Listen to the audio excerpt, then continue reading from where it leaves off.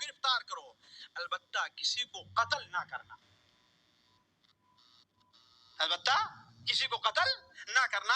یہ بات ہم نے تاریخ تبری اور بدایہ و نہایہ سے نقل کی ہے، البتہ کسی کو قتل نہ کرنا، یہاں تک کہ وہ تم سے لڑائی پر اتر آئے، اور جو بھی معاملہ ہو ہر معاملے کی خبر مجھے فوراً دیتے رہنا، یعنی ایک ایک بات کی خبر مجھے پہنچانا۔ والسلام علیکم ورحمۃ اللہ وبرکاتہ۔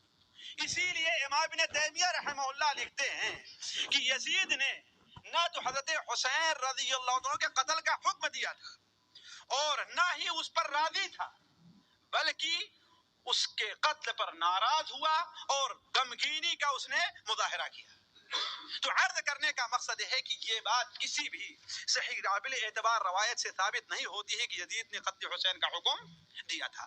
دوسری بات یہ ہے کہ کسی بھی صحیح اور قابل روایت سے یہ نہیں پتہ چلتا کہ یزید نے حضرت حسین کی قتل پر خوشی کا بھی اظہار کیا ہو، بلکہ ساری روایات آپ پڑھ لے جائیے جس سے پتہ چلتا ہے کہ یزید کیا رونے لگا تھا حضرت حسین جب کی خبر ان کو ملی ہے تو، اور یہ بھی نہیں جو یہ نقل کیا تھا حضرت یزید کے سامنے حضرت حسین کا سر پیش کیا گیا، یہ بھی بات غلط ہے۔ 56 ہجری میں حضرت معاویہ زندہ تھے اور زندہ ہوتے ہوئے اس نے اپنے پتر کے لیے بیعت مانگنی شروع کر دی۔ مر جاتے تو بعد میں امت فیصلے کرتی جو مرضی کرتی، نہیں، اپنے پتر کے لیے راہ ہموار کی اور اس کے لیے دولت، تلوار اور پیسے کا اتنا استعمال کیا، یزید کو سارا پتہ تھا۔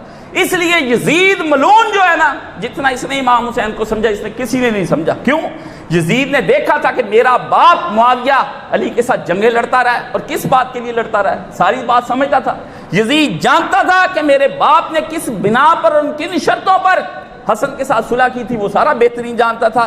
یزید جانتا تھا کہ میرے لیے میرے باپ نے جو بیعت لی ہے وہ تلوار کے زور سے لی ہے اور پیسے کے زور سے لی ہے اور دولت کے زور سے لی ہے۔ اس لیے یزید نے امام حسین کو قتل کرانے کے بعد کوئی صفائی پیش نہیں کی۔ آپ دیکھیں سارے صفائیاں سیاستدان پیش کرتے ہیں بھی یہ ہم نے اس لیے کیا، برے سے برا سیاستدان بھی اپنے برے سے برے فعل کے لیے بھی کوئی نہ کوئی بات اور وضاحت بیان کرتا ہے، لوگ بھلے اس کو جھوٹ سمجھیں۔